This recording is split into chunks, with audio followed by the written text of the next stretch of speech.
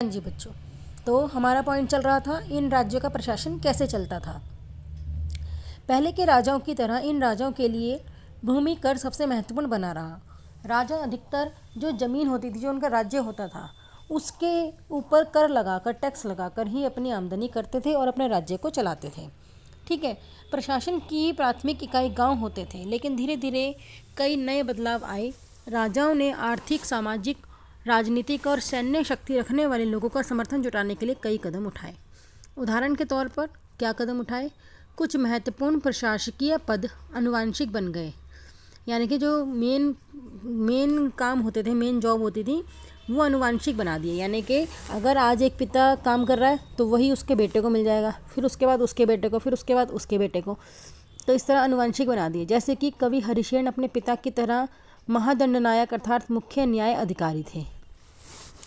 ठीक है, क्योंकि उनके पिता भी न्याय अधिकारी थे, तो इसलिए उनका बेटा होने के नाते कवि जो थे हरिशेन, वो भी न्याय अधिकारी बने थे। अगला है, कभी कभी एक ही व्यक्ति कई पदों पर कार्य करता था। जैसे हरिशेन, वो न्यायाधिकारी भी थे, यानी कि जज भी थे, और एक वो भी थे, महत्वपूर्ण मंत्री भी थे, दूसरा वो कवि भी थे। ठीक है। संधि विग्रहिक अर्थात युद्ध और शांति के विषयों का भी मंत्री वही थे। ठीक है। संभवतः वहाँ के स्थानीय प्रशासन में प्रमुख व्यक्तियों को बहुत बोलबाला था। इनमें नगर श्रेष्ठी यानी कि मुख्य बैंकर, या शहर का व्यापारी, सार्थवाह यानी व्यापारियों के काफिले का नेता, प्रथम कुलिक अर्थात मुख्य शिल्पकार, तथा कार्यस्थों यानी लिपिकों के प्रधान जैसे लोग होते थे। यानी कि ऐसे लोग जो ये बड़े बड़े काम करते थे वो प्रधान होते थे, उनका बोलबाला होता था, क्योंकि ये राजा के तरफ से बड़े बड़े काम यही करते थे। इस तरह की नीतियाँ कुछ हद तक प्रभावशाली होती थीं, पर समय के साथ साथ इनमें से कुछ व्यक्ति अपने इतने अधिक शक्तिशाली हो जाते थे कि अपना स्वतंत्र राज्य स्थापित कर लेते थे। यानी कि राजा के साथ रह के ये इतना पैसा जोड़ लेते थे, इतनी अपनी शक्ति स्थापित कर लेते थे कि ये खुद भी एक नया राज्य बनाकर उसका राजा बन जाते थे। ठीक है। एक नए प्रकार की सेना। कुछ राजा अभी भी पुराने राजाओं की तरह एक सुसंगठित सेना रखते थे, जिसमें हाथी, रथ, घुड़सवार और पैदल सिपाही होते थे।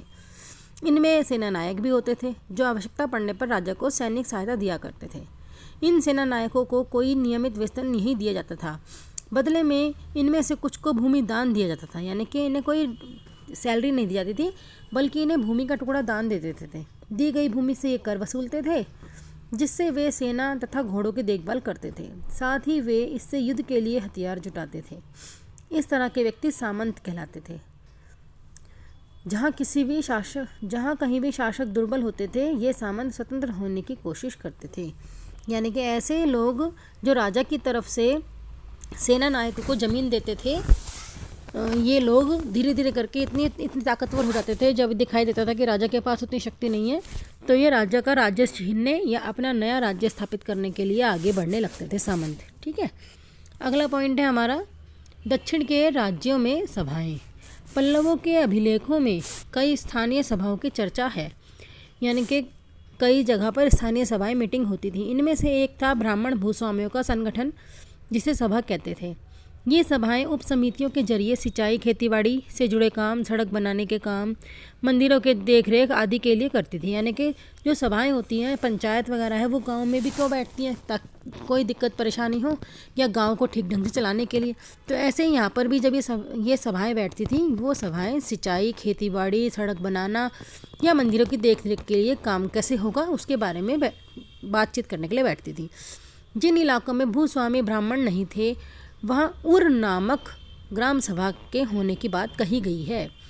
यानी कि जहाँ पर ब्राह्मण लोग भूस्वामी थे उन्हें सभा कहते थे, और जहाँ पर ब्राह्मण भूस्वामी नहीं थे उन सभाओं का नाम उर था। उर। ठीक है, क्या था? उर। यहाँ पर देखेंगे इस लाइन में, ये रहा उर था। ठीक है। अब आगे, नगरम व्यापारियों के एक संगठन का नाम था। संभवतः इन सभाओं पर धनी और शक्तिशाली भूस्वामियों और व्यापारियों का नियंत्रण था। इनमें से बहुत सी स्थानीय सभाएं शताब्दियों तक काम करती रहीं, यानी कई सारी सभाएं तो ऐसी थी जो कि 100 साल तक जिन्होंने काम किया है। अब उस ज़माने में आम लोग, जनसाधारण के जीवन की थोड़ी बहुत झलक हमें नाटकों और अन्य कई स्रोतों से मिलती है। कालिदास अपने नाटक में राज दरबार में के जीवन के चित्रण के लिए प्रसिद्ध हैं।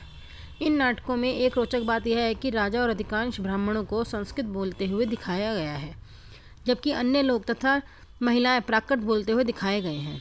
उनका सबसे प्रसिद्ध नाटक अभिज्ञान शाकुंतलम दुष्यंत नामक एक राजा और शकुंतला नाम की एक युवती की प्रेम कहानी है। इस नाटक में एक गरीब मछुआरे के साथ राज कर्मचारियों के दुर्व्यवहार की बात कही गई है।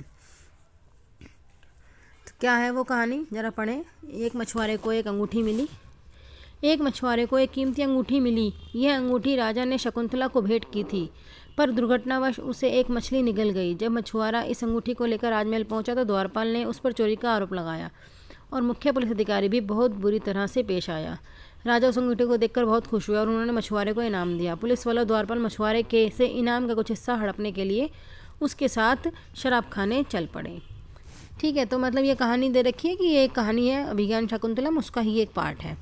तो बताया गया है कि पहले जो राजा थे वो संस्कृत में बात करते थे, लेकिन जो आम जनता थी वो प्राकृत भाषा या नॉर्मल हिंदी में ही बात करती थी।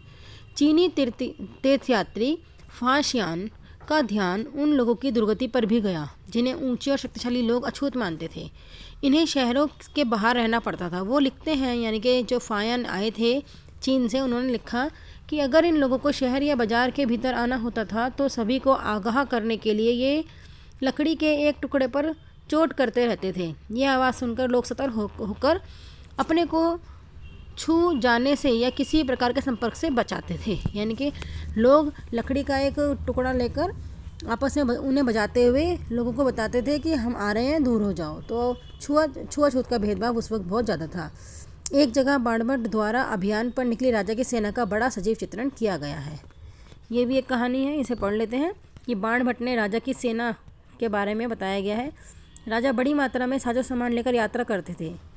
इसमें हथियारों के अतिरिक्त रोजमर्रा में उपयोग होने वाली चीज़ें जैसे बर्तन, असबाब, सोने के पायदन, जिसमें सोने के पायदन भी शामिल होते थे, खाने पीने का सामान, बकरी, हिरन, खरगोश, सब्जियां, मसाले आदि विभिन्न प्रकार की चीज़ें शामिल होती थी। ये सारी चीज़ें ठेले गाड़ियों पर या ऊँटों पर, हाथियों पर जैसे सामान ढोने वाले जानवरों पर पीठ पर लाद कर ले जाया जाता था।